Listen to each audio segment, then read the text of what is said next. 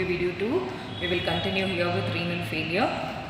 So we'll see what is renal failure. It is the inability of kidneys to excrete waste material, concentrate urine and conserve electrolytes. It can also occur suddenly.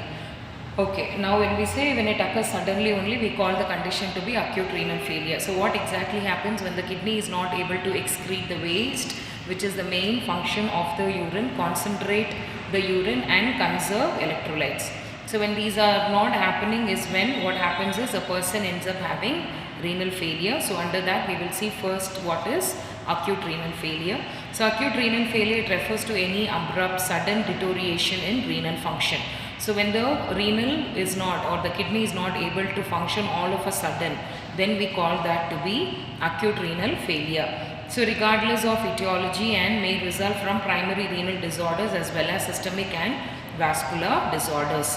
So it can affect the renal functioning as a whole and as well as systemic, even the body and blood.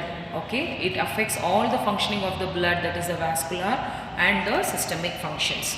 Acute renal failure is said to exist when the kidneys suddenly are unable to regulate the volume and composition of the urine appropriately in response to food and fluid intake and the needs of organism.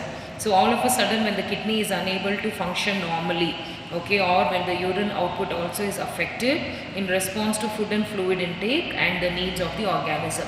So basically when a person ends up having renal failure, all of the systemic functions also get affected. Next we will see causes. What are the causes of renal failure? So acute renal failure are most commonly according to the location of the primary disorder. So this is mainly because of the primary disorder that is existing. Okay, and then acute renal failure is characterized by oliguria. So less than 500 ml of urine output per day is called as oliguria. Azotemia. What is azotemia? It is the high level of nitrogen. Okay, so when we say nitrogen, it also includes urea, creatinine and body waste. When these are all increased, okay, in the body, then the condition is called as azotemia. Metabolic acidosis we have already studied, and electrolyte disturbances. So when all these happens, when the patient also ends up having metabolic acidosis in case of acute renal failure. So pre-renal failure is associated with conditions that decrease renal perfusion. So there are three types in this. Okay, so one is pre-renal, post-renal and intra-acute renal failure. So these are the three causes which can lead to acute renal failure. So when we say pre-renal, so this is mainly associated with conditions that decrease renal perfusion. So what is renal perfusion? It is the blood flow that passes through a unit mass of renal tissue. So how much amount of the blood is passing through the renal tissue, that is called as renal perfusion. So when the amount of the blood that is passing to the renal tissue is decreased, then it leads to the acute renal failure, and this kind is called as pre-renal failure. Okay, next is post-renal failure. Causes of acute renal failure include any disorders that obstruct urine flow and prevent the elimination of urine. So what does this do? It prevents the urine flow. It obstructs. Okay, either it can be obstruction in the ureter or in the bladder. Okay, so post-renal causes of it include disorders that obstructs the urine flow and prevents the elimination of urine. Okay, that is post-renal.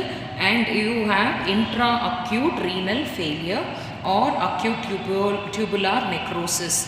Comprises the largest group of renal disorders that require management. So what is this? This is the death of tubular epithelial cells.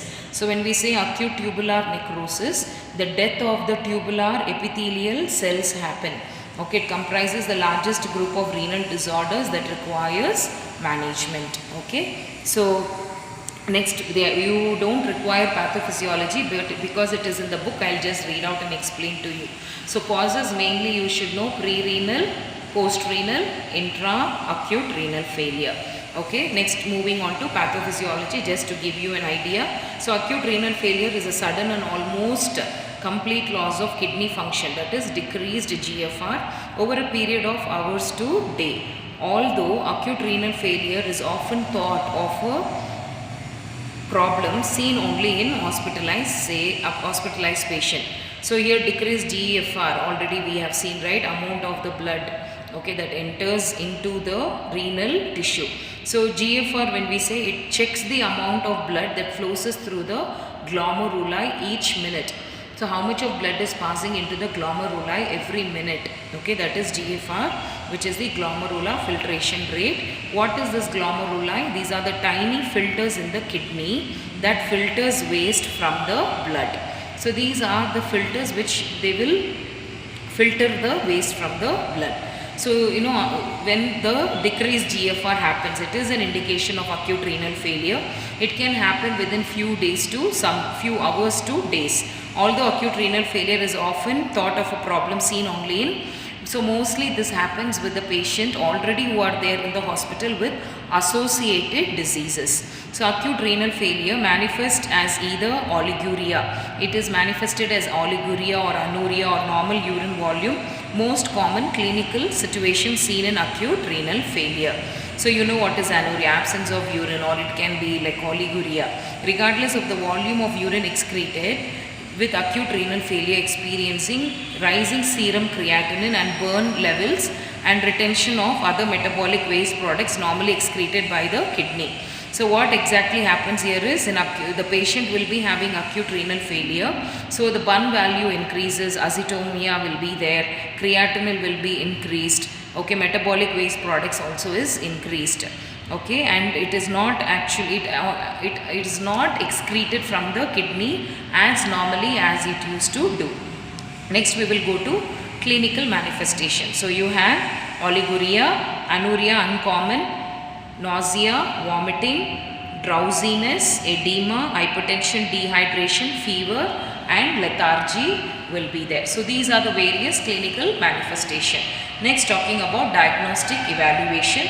So the main goal is in the diagnostic evaluation is separate pre-renal from renal failure and to treat pre-renal failure and prevent it from progressing to renal failure. So if they history collection, physical examination. So if they identify in the first cause itself, pre-renal, where the blood supply is actually decreasing to the glomeruli, right, that's what we have seen, okay, so to the renal tissue.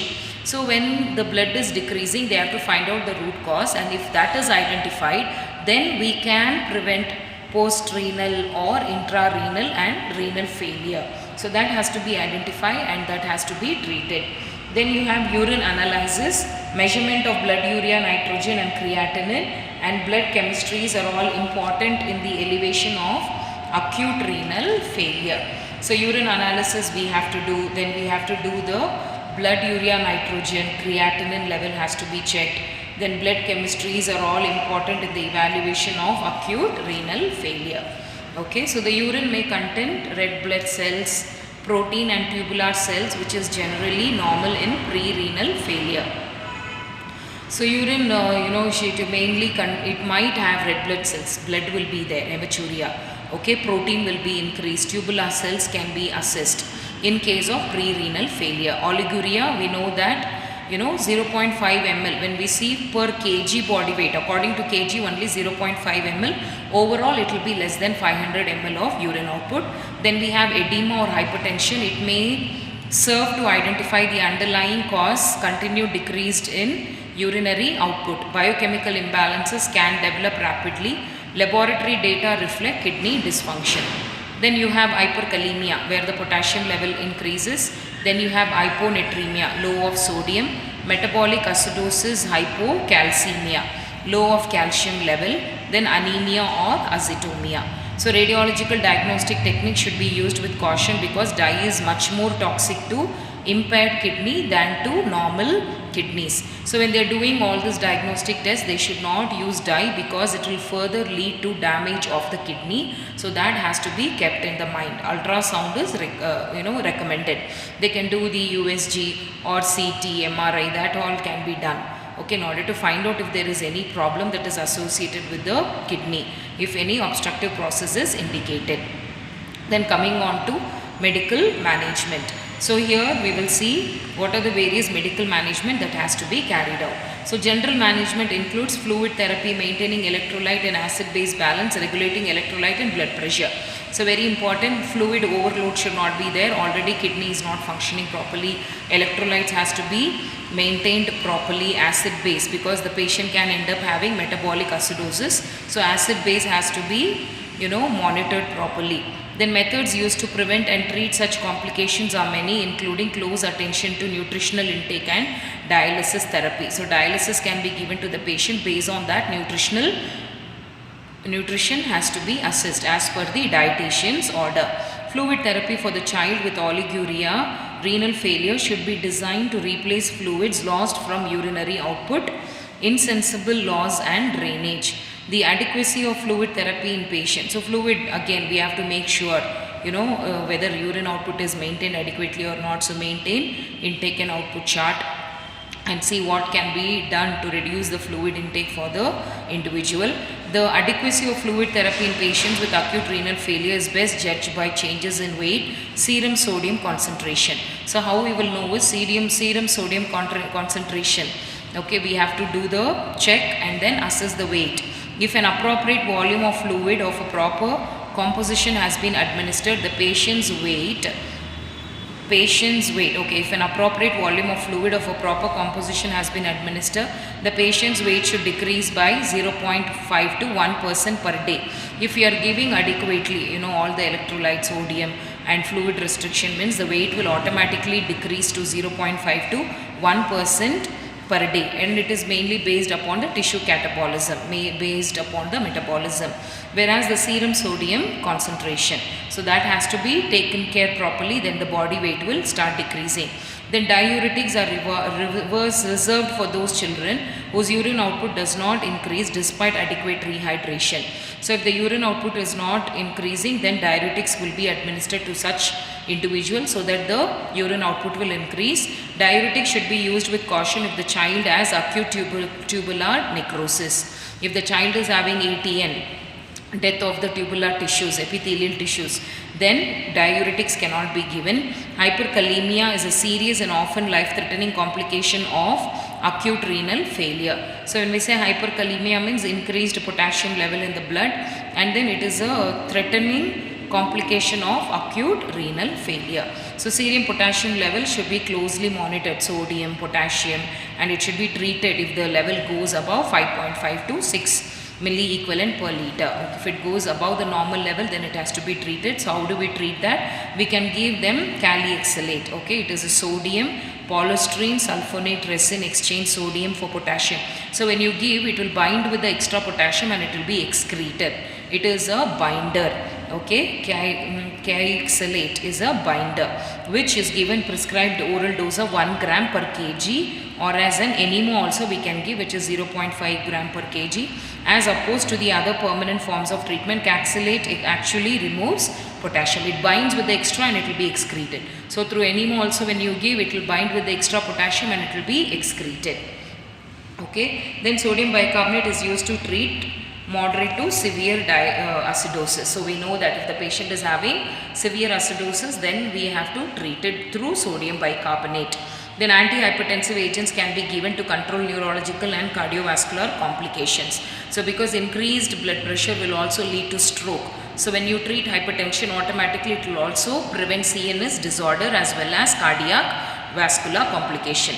Then drugs such as sodium SNP, we call it as SNP, okay, sodium nitroprusside or dioxide can be given intravenously. Oral agents include hydralazine, propranolol or methyl dopa. So all these are the drugs which are given to the patient. Providing the required nutrients may reduce catabolism and retard the development of biochemical aberrations, malnutrition and alterations in immunological process, and promote the repair rate of renal tissue. Okay, so these are all the various medical management that is carried out for the patient suffering with acute renal failure. So we will see mainly we should also deal with nutritional management as a part of nursing management. So conservative dietary management has to be done. A combination of liberalized diet plus dialysis. So based on the dialysis, the dietitian should plan for the nutrition and that has to be carried out. Central parenteral alimentation, and then so if required through parenteral nutrition it should be given, and then peri alimentation alone or with oral intake. So we can give it through NG or oral intake can be given. Then dialysis with central or peripheral parenteral alimentation can be done. So when the patient is on even dialysis, we can give through IV, that is the parenteral, or central nutrition can be provided. So these are all the care of acute renal failure.